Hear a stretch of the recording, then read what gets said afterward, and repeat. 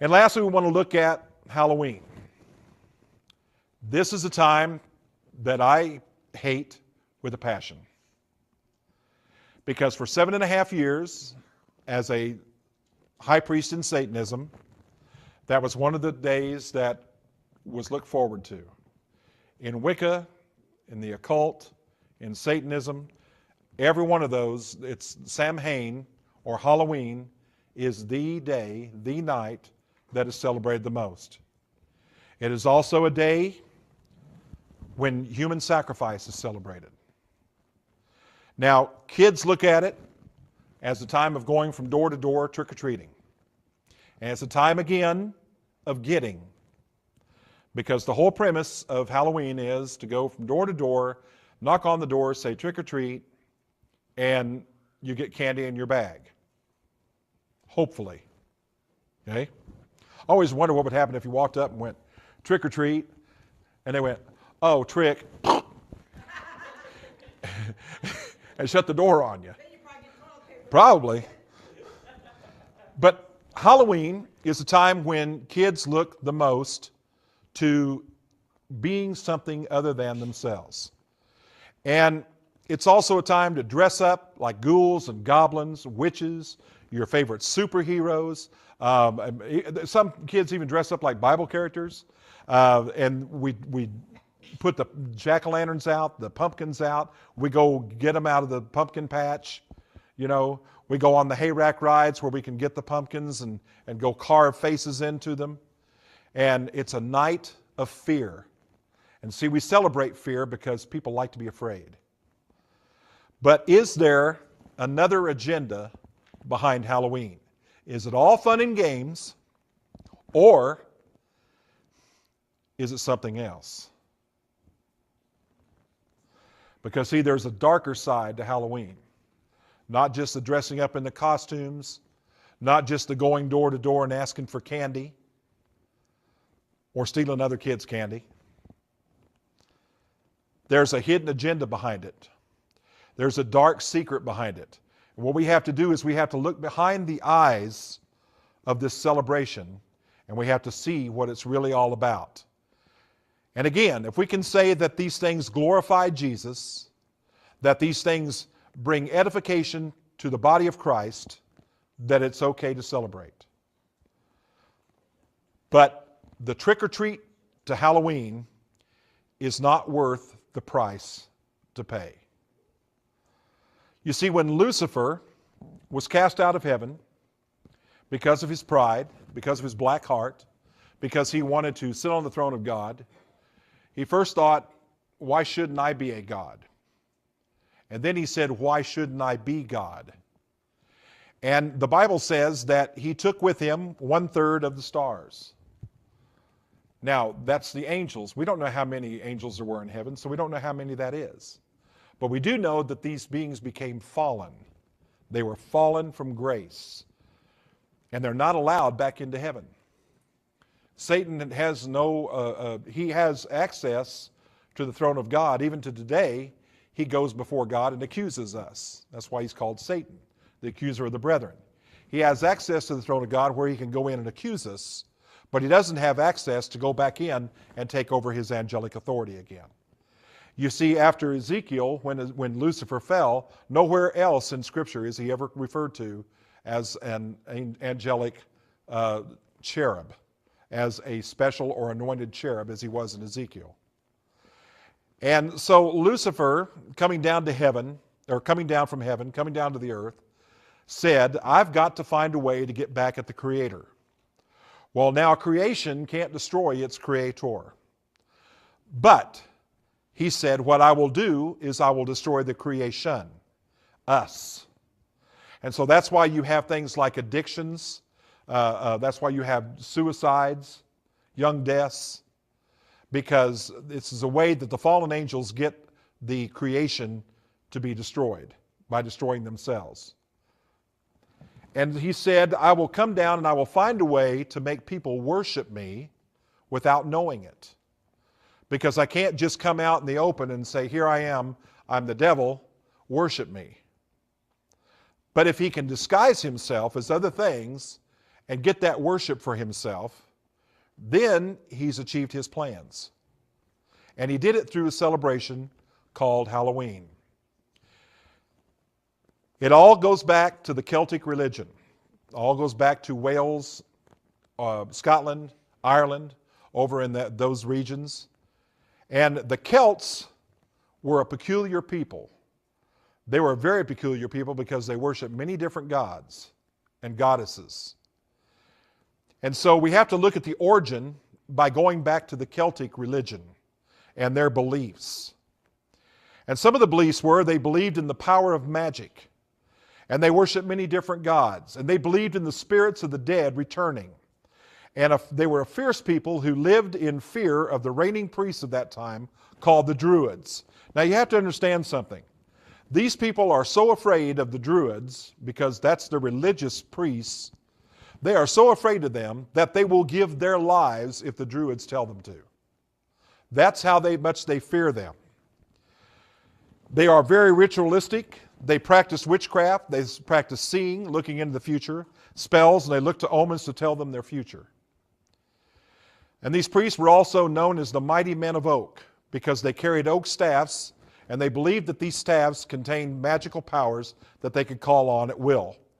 And they practiced human sacrifice as homage to their gods in return for favors that year. That's the Yule. Remember, we talked about Christmas time and how the Yule was whether or not the gods that had been, or the sacrifices that had been made on Samhain had been accepted or not. And these sacrifices were made on their most celebrated day called Samhain. And Samhain is a night when spirits of the dead rose from their graves and walked the land.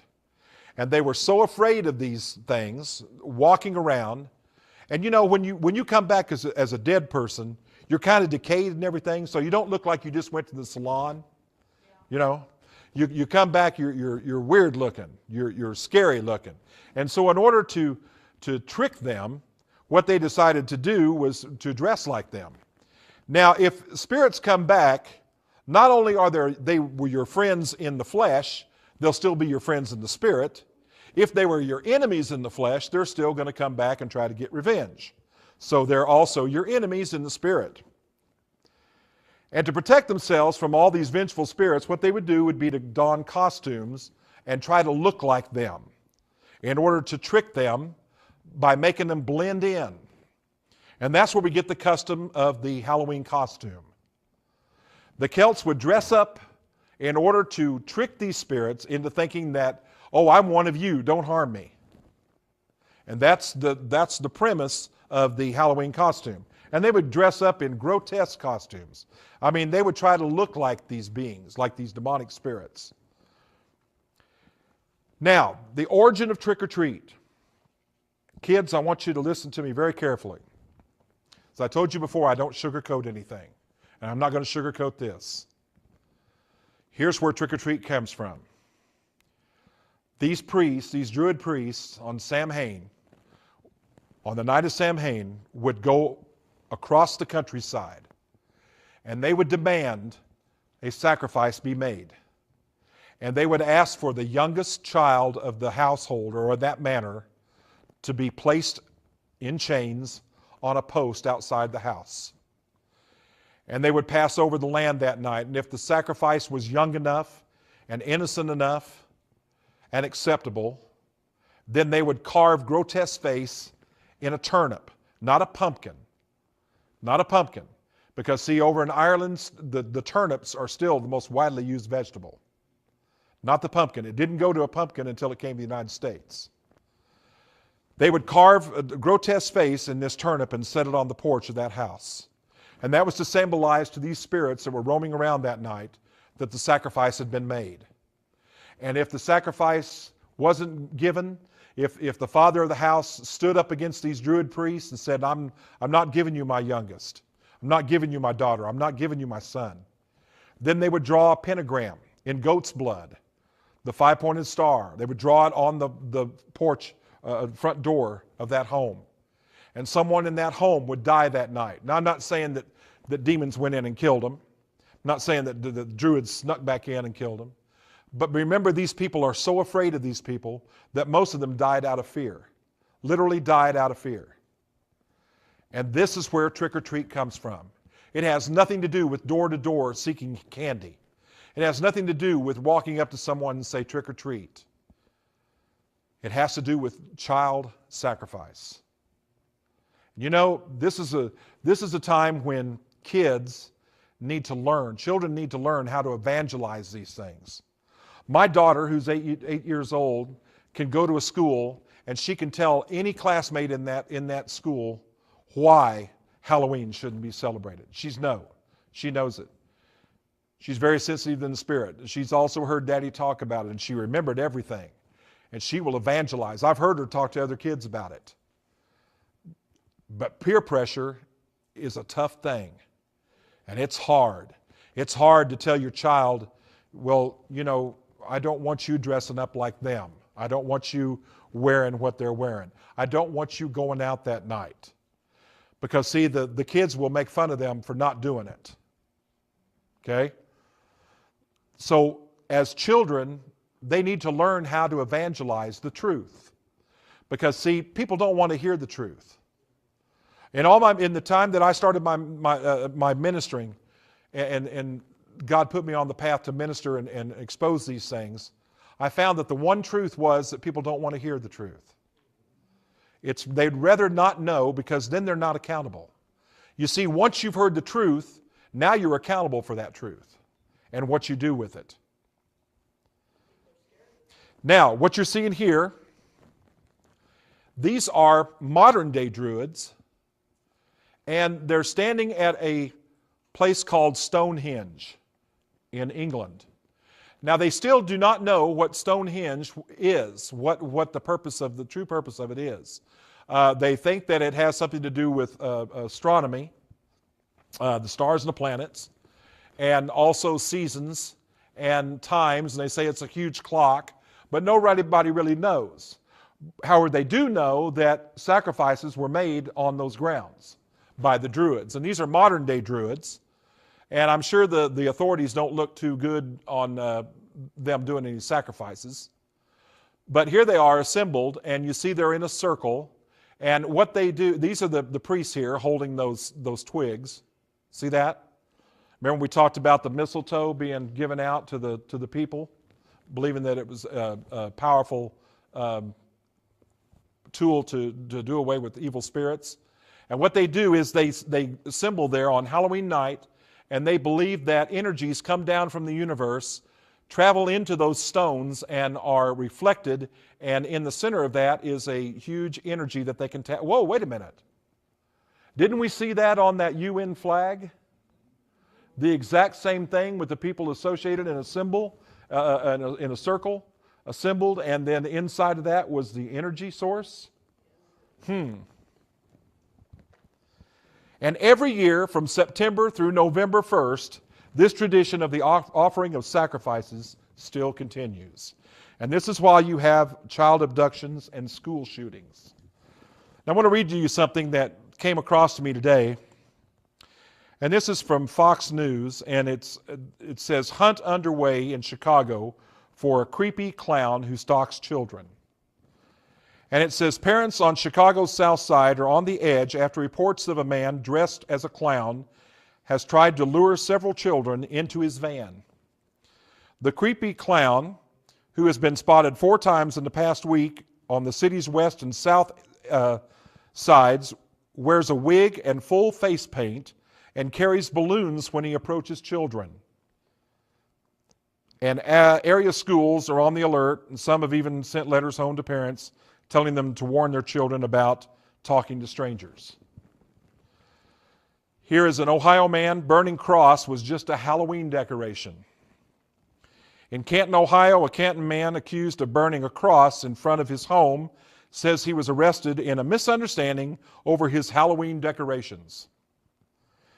And it says that he wanted to make his annual yard display more authentic and set fire to the T-shaped wooden stand that holds up his scarecrow so it would look more weathered. Now,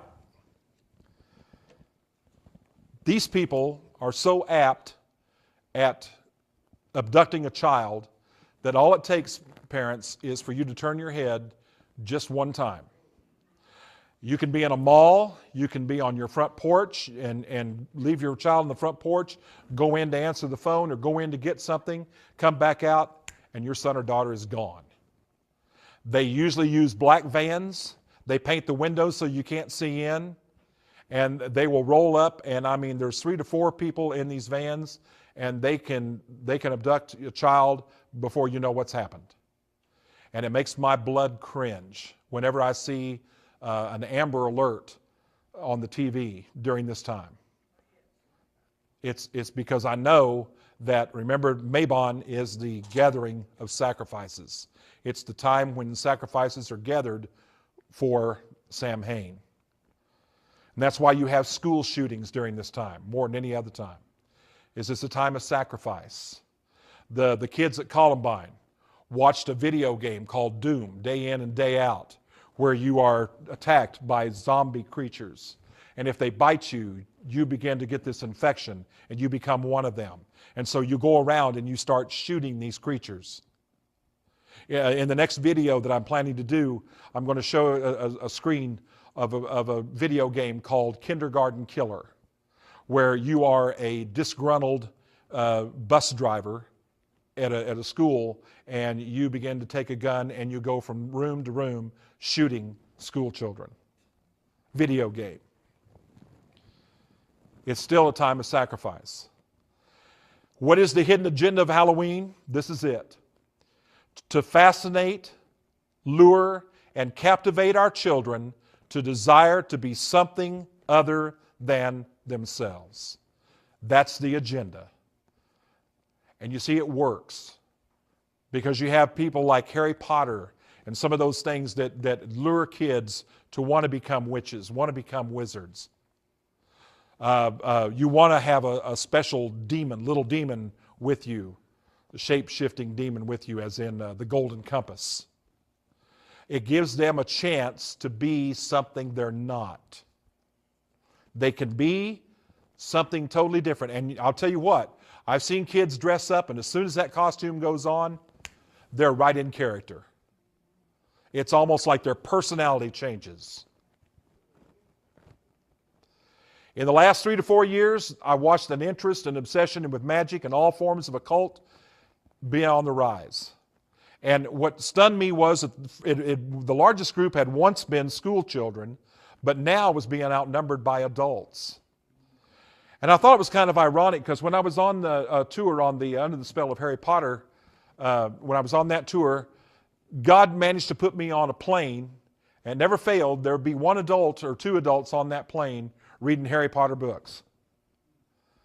And, you know, I mean, it was a great time to minister, but it just stunned me, because, you know, it dawned on me that it's not the kids, because the kids don't have the money to go out and buy these almost $50 books.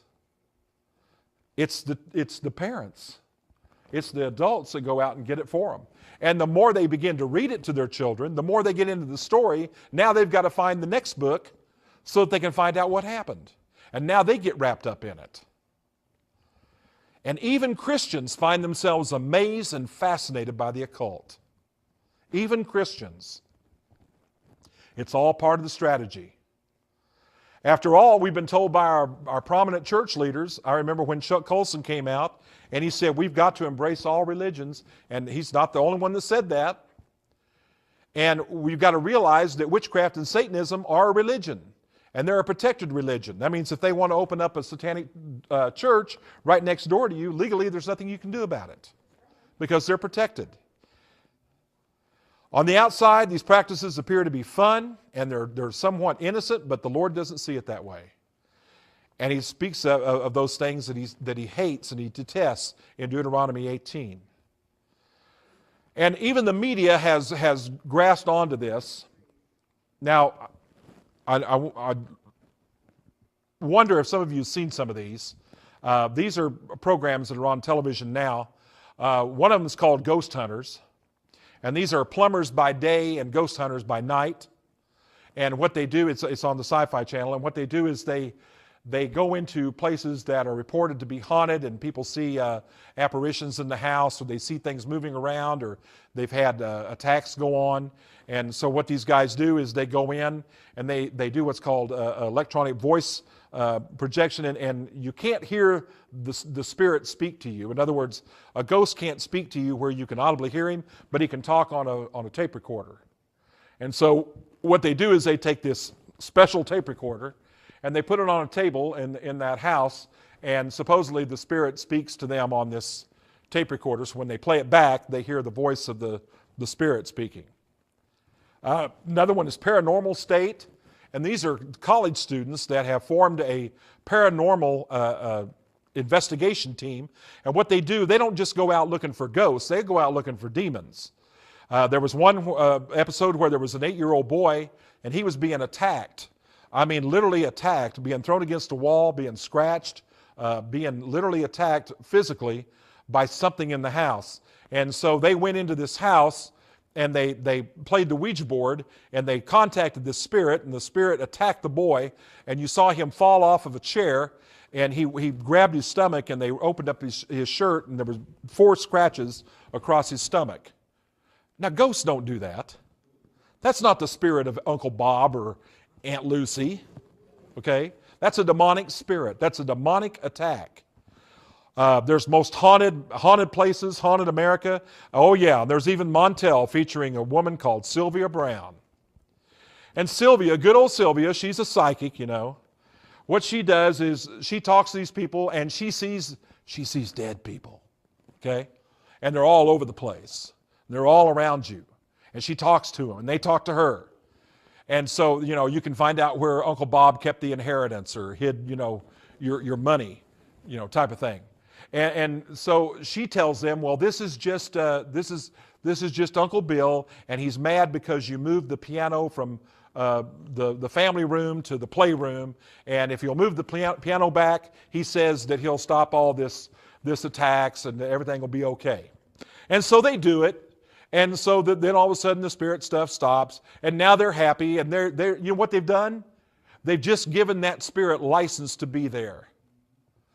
Instead of going in and casting it out, they told it it's welcome, and it will stay there. And the elements of this satanic ceremony called Halloween is fear. See, people like to be afraid. It's the thrill of the rush. That's why you get on a big roller coaster, and you're going down that roller coaster, and you do the most stupid thing, I think, is you stand up or you throw your hands up in the air while you're getting ready to go down. You know, it's the thrill of the rush. It's that rush of fear, that adrenaline rush that we all search for. That's why your teenagers go to those slasher movies where they're killing teenagers by the droves, and they're slicing them up and they're mutilating them. And it's the kind of thing that if you can sit there with your girlfriend and not get scared, not cringe or jump, you know, but she's over there just literally going off, then you're the man. Okay? So it's an element of fear, because see, fear will grip you faster than any other emotion, and it will capture you. Some of the aspects of Halloween are ghosts, ghouls, witches, devils, haunted houses, monsters, and what the police call Hell Night. And any police officer or sheriff's officer, deputy, will tell you what Hell Night's all about. So let's look at some of these things. Let's first look at ghosts and ghouls, because what they say is that ghosts are the disembodied apparitions, and they are your dead aunt or uncle or father or mother's spirit that is now coming back and visiting you, or visiting someone in the house. Or it's a spirit that doesn't want to go into the afterlife, and so now they're trapped in this house, and they just want to stay there. That's what a ghost is. What really is a ghost? Well, here's a question. If a ghost is an apparition, what they call ectoplasm, and you can't touch it, okay? You can't literally physically reach out and touch it, because you've seen, you know, when they have the apparition, somebody will try to touch something and there's nothing there, it's just air. If you can't touch it, how can they touch you? And you know that there's a scripture in the Bible in 1 Samuel that says that the dead know nothing. So if the dead know nothing, why are you trying to talk to them? Why are you trying to reach out and touch them anyway? You're forbidden to. Another scripture in Hebrews 9:27 says, "And it is appointed unto man once to die, and after this they keep coming back." Or they just roam around the earth. Or their spirit is trapped here. No. But after this, the judgment. There is no roaming around. There is no second chance. Ghosts are what we call familiar spirits. They are demonic spirits that have been around you 24/7 or around the person that you're trying to contact through a Ouija board or going through a seance 24/7. And they know everything about you and about anyone else. And they will communicate back and forth to each other. And that's how they know so much. And that's how they can answer all your questions. And now you think it's that person that you're really trying to contact because nobody else would know what that spirit was telling you, unless it was really them. Well, trick or treat. Ghouls. These are beings that are half dead, half alive. We call them zombies. Okay? Or people that just had a bad day at the doctor's office. And these things are grotesque, and they feed on human flesh. And again, these are the kind of movies that our young people go to. They get that thrill of watching these things, seeing other people being slaughtered, mutilated. Witchcraft. We look at witchcraft, and sometimes parents tell their kids, "Oh, honey, that's just something on TV. That's just something out of the Wizard of Oz. You don't really have to worry about that." Or there's a good witch and a bad witch. You always notice that in the stories there's a good witch, but then there's a bad witch. Well, the Bible says the only good witch is a dead witch. So, you have to start giving your children the answers that they deserve to have, which is the truth. And witches actually cast spells, and they are primarily, traditionally, and exclusively of the female gender. Very rarely is a male ever allowed into a coven. And these witches will meet and they will do what is necessary to promote themselves. Whether it's going out and casting a spell on another girl, or going out and casting a spell on an ex-boyfriend that dropped you, those sort of things. Young women by the hundreds flock into bookstores around the world. They're seeking to tap into that secret magical power that will bring them their heart's desire at their command. And there was a book out years ago called Teen Witch, written by a witch named Ravenwolf. And in Teen Witch, it appealed to teenage girls to want to get into witchcraft, want to study witchcraft. Because, see, it could tell you how to get if a woman had a boyfriend that you wanted, it told how to put a spell on him to make him leave her and go to you. It also told you how to get the A's on the school test, how to rule the mind of the teachers so that they would give you good grades, so that they would pass you even though you were failing. All kinds of things like that. And that appeals to teenagers because they want things and they want it now. They don't want to wait. And so Teen Witch was one of the best-selling books on the market at that time. Make no mistake about it, witches are very real. They practice and they use for what's called forbidden magic or occult. And they use potions and they use charms and they use spell casting. Devils are fallen angels. They're now no longer angelic status. When they fell from heaven, they lost their angelic authority. They're still able to operate in the spiritual realm, but they can also operate in the physical realm. And they're referred to as devils. Nothing more than fallen angels. Haunted houses. We glorify these things. Sometimes the city puts on a haunted house. Some good organizations, well-meaning organizations, will sponsor what's called a haunted house. And these things bring big bucks in, millions throughout the year, throughout this time of the year. Because people want to get scared. They want to be afraid. And so what they will do will be to go into these houses, and there'll be actors or people that have been given instructions on how to become a monster, and they will dress up like these characters and these ghouls and these goblins and these devils and these witches, and they will go into these houses, and when you're walking through a room, they'll jump out at you, or they'll pop up and they'll try to grab onto you. And it's all the element of fear, because not only will you go through the house, you'll also turn around and you'll go back through it again. Because once you've seen it now you know what to expect, so now you go through it. And what makes a house haunted? Well, first of all, they say it's inhabited by spirits of the dead. In other words, somebody doesn't want to leave the place. In some cases, violent demonic attacks occur. Well, what brings them? What makes a house haunted? Well, several things. An evil deed, a murder, abuse, any kind of abuse. It doesn't have to be physical abuse. It can be verbal abuse. That's why, brothers and sisters, as Christians, we've got to be careful the words we speak in our homes, because we can bring forth curses or blessings. Torture, and because they've been summoned to be there. In other words, somebody opened up a book and called forth a demonic spirit, just, experimenting.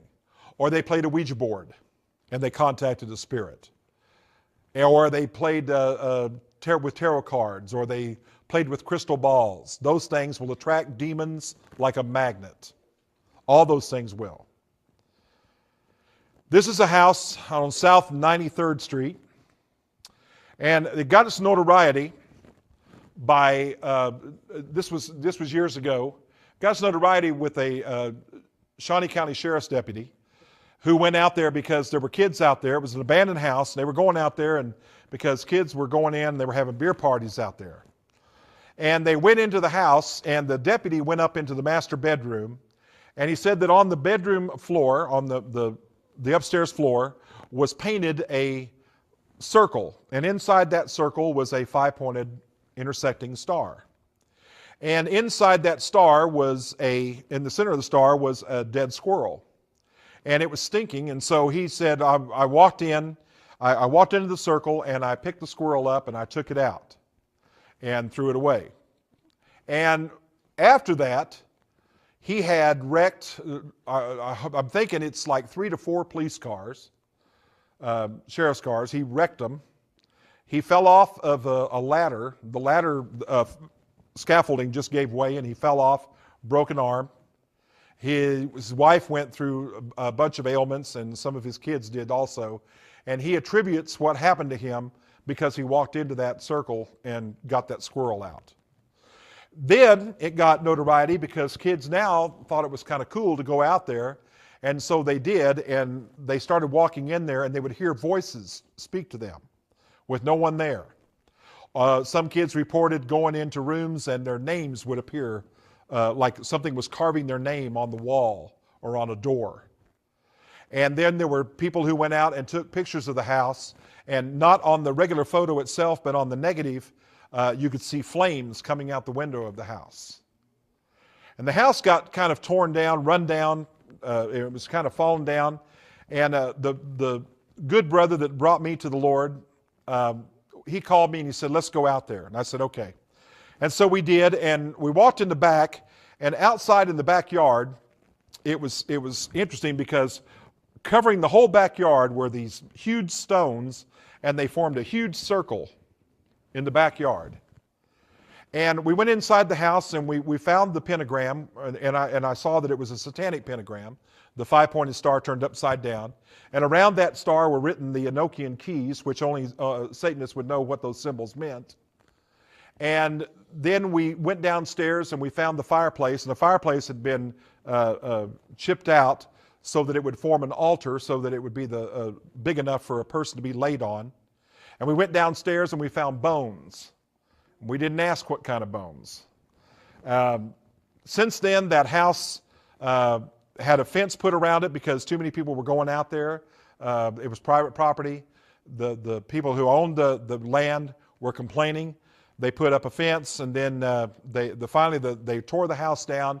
And as I understand it from my good brother Reg, they've built a beautiful home out there now. But guess what? The land was never cleared. What was there before is there now. And it's only a matter of time before evil rears its ugly head and stuff starts happening in that home, because they never repented and never cleared the land. This is Anton Szandor LaVey, the head of the Church of Satan. Look what it says. We think too different. There are those who actually worship Satan and will make a pact, a blood pact with him for fame and fortune or whatever their heart's desire is for a certain amount of time on the earth, and then Satan calls on that contract. We have the wannabes and you have the elite. The wannabes are the kids that dress up in the face paint, like the white paint, put the black lipstick on, the black around their eyes, paint their fingernails black, and they're fascinated with death. They're called goths. And the elite are your doctors, your lawyers, your professionals that are high up, even government officials that are high up there, that are in the position they're in because they've signed a blood pact. Hell Night. Ask yourself this: why do all the idiots come out on Halloween? Literally, I mean, laced candy. When we started hearing about laced candy, people putting PCP in candy, injecting it into candy. Now, who would do that to a child? It's like if your mind is not all there, or you have some kind of mental disability, you can be affected by these things more than anybody else. There's vandalism. Police will tell you that there's more vandalism on that night than any other night. I don't know how many mailboxes we've had destroyed by kids going down the street on that night, and they'll take baseball bats and hit the mailboxes and break them off. I got smart. I put a big metal post in there so that if they hit with a baseball bat, they're going But it's a night of vandalism. It's arson, where they set fires to buildings, and there's also deaths. Remember years ago, there was on the college campuses, people were building huge bonfires and in celebration or building in effigy, and they were making these things as high as they would go, and then people were falling off scaffolds or off of platforms and falling into the fire and dying. Hell Night. People participate in strange games and customs of this pagan religion. Some of the things that they participate in is bonfires. These were bonfires built to light the way for the spirits. And they were also used in Druid sacrifices of humans. What they would do would be to put the sacrifice in a wicker basket, and they would hang it over a huge bonfire. And the way that the sacrifice burned told them whether or not they were going to have a good year.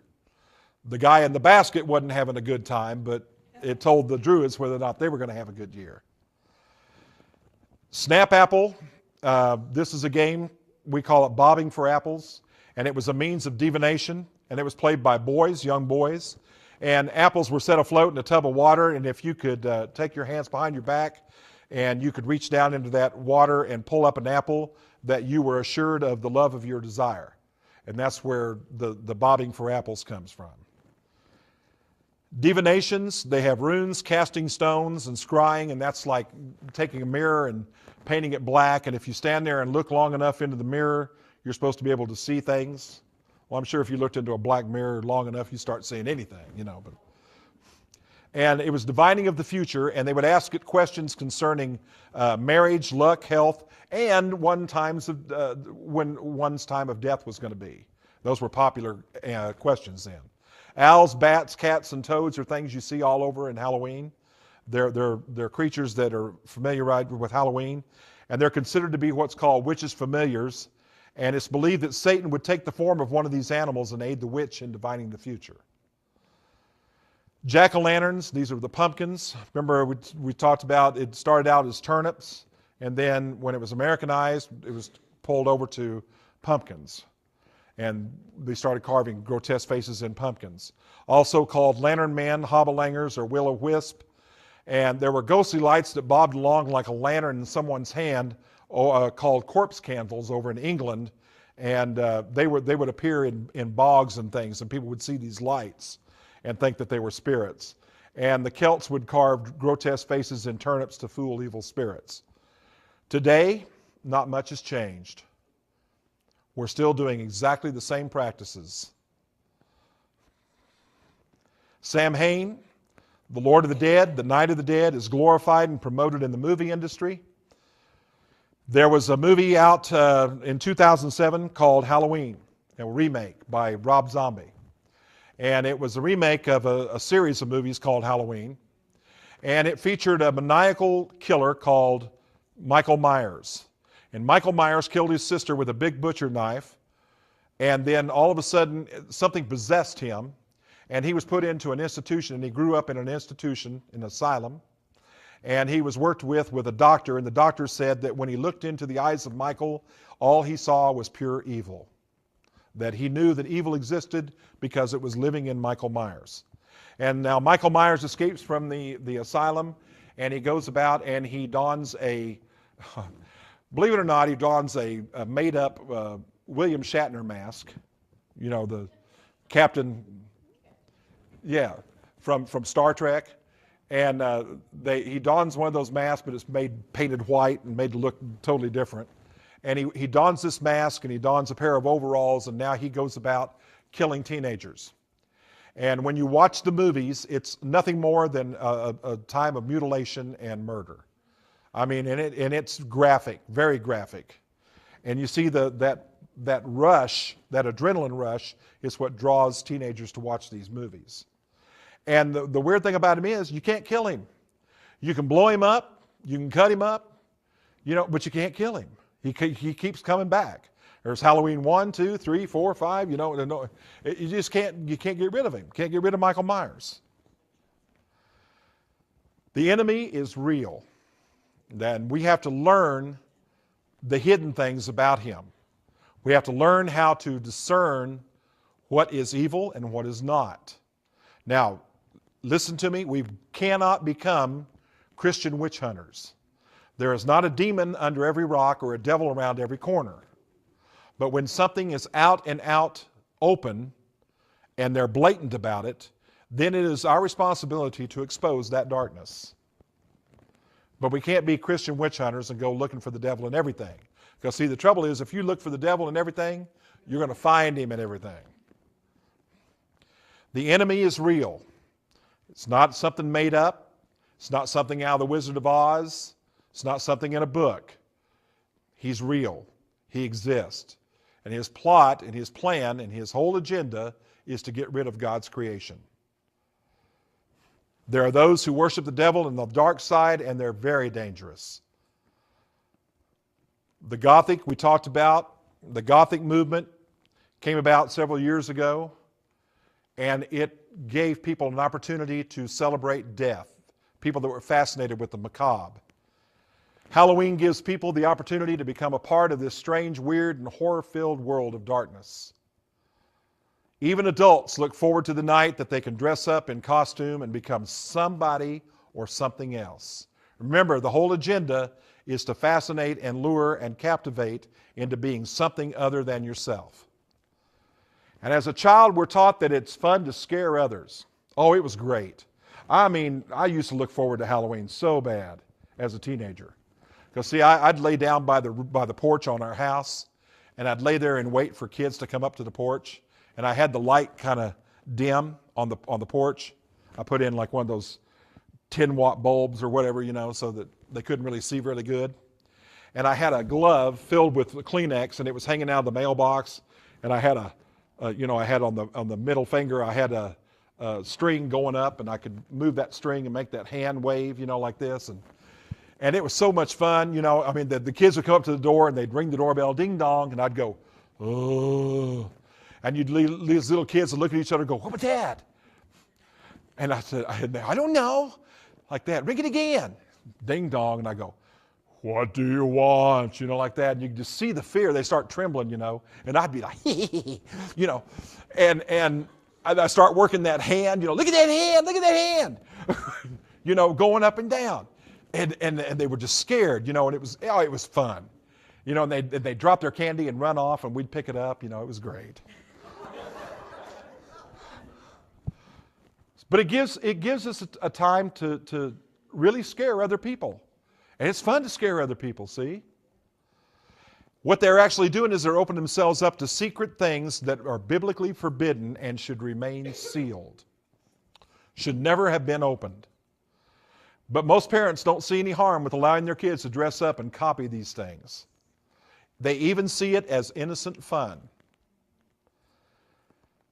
Blessed Samhain. What you're seeing here is a witch in her cauldron. See the Ouija board, the Wiccan star. They celebrate this night. This is one of their holidays. If Satan had a holiday, this would be it. Why would any child who professes to love Jesus want to dress and look like something that God says he hates? He calls it an abomination.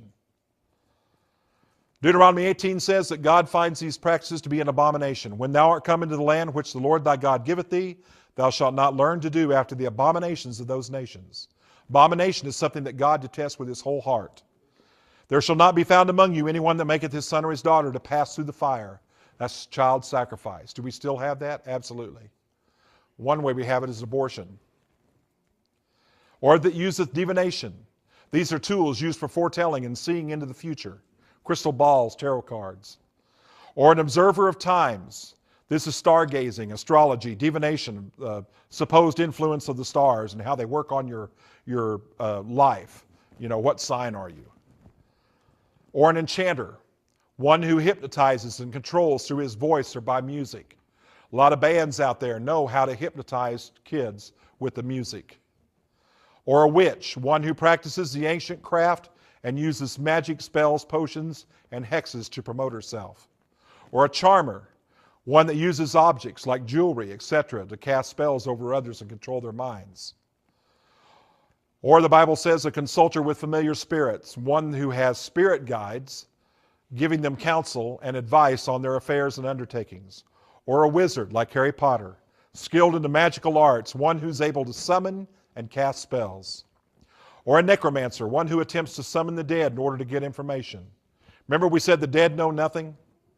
Seances, Ouija boards, mirrors, grave calling. For all that do these things are an abomination unto the Lord, and because of these abominations, the Lord thy God doth drive them out from before thee.